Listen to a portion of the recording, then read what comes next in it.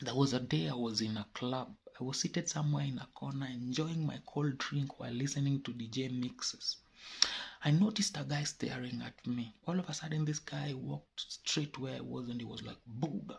Sijui kama zangu zimeanza kushika, but if I'm not wrong, nakujua. So you are one of these guys where gospel group inaitwa BMF. You did this song, I live for you. Yeah, it's you. Buddha nakujua. I remember when I was still in high school, you guys used to inspire me a lot. What happened to you, man? Anyway, that's none of my business. Wefanya hivi, hebu kwanza nishikie ka drink. And he was like, waiter, leta hapo mbili kwa bili ya msanii. I ended up buying him the drink, and before he went back to his seat, he walked straight to the DJ and requested him to play BMF music. DJ alicheza mbili tatu hapo za BMF. So me, I was a little embarrassed. Nilipiga tu drink yangu flash and walked out of the club. On my way home, his question, what really happened to you, man, kept ringing in my mind. Pia mi kafika place nikaanza kujiuliza, how did I end up here? Ever since I was young, I've been a faithful follower of Jesus. I have served in church. Immediately after high school, BMF became big and I was able to travel to different places, preaching Jesus while inspiring people, such as the guy I bought alcohol in the club. I remember when I was still young in faith, I was so fired up for Jesus. I would read my Bible every day. I would pray every day. But as life went by, mambo ilibadilika. Challenges of life zilicheck in. My heartbreak hapa pale, depression, hapo ndipo vitu za God ziliacha kunimekia sense and I began to sink. I stopped praying. I stopped reading God's word. I stopped going to church. I avoided Christian friends for the fear of being judged. It's like when you're new in a relationship, you are so in love. You want to hold hands while walking. You want to take your girlfriend out on a date like daily. But sooner or later, this will die down if you're not intentional about your relationship.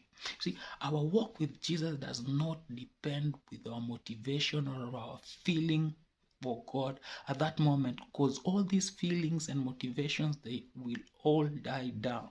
And that's when our real love for God shows up. When you don't feel like praying, that's when you should even pray more.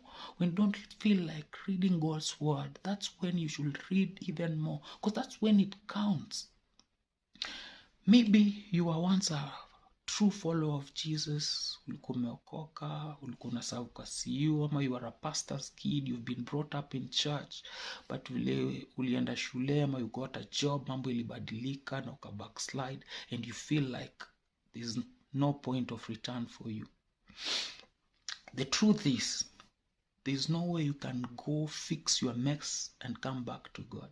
No, you can't do that because you don't have that power. But Jesus has the power to fix you. And the truth and the good news is he loves you just the way you are. When he was crucified, his disciples scattered and went back to their hustles. Mse kama Peter alimkana 3 times. But when Jesus resurrected, what did he do? He did not form a new WhatsApp group na akaanza recruit new disciples. Aliwa track down and brought them back on track. So hata wewe, Christ bado anakupenda. Seat yako pale kwa table bado iko manze, haijakuwa occupied. Wewe na depression zako, wewe na mess zako, wewe na dhambi zako na addiction zako, just present yourself to him as you are. Na atakuonyesha vile utadeal na hizo vitu zote, because he loves you just the way you are. Manze, God akubless sana. If una need prayers ama ujui utaanzia wapi manze, backslide, unafeel kama umezama sana, inbox pale manze, tutapray pamoja na tutawalk journey pamoja. Na God anakupenda tu sana. So ubarikiwe and peace be with you.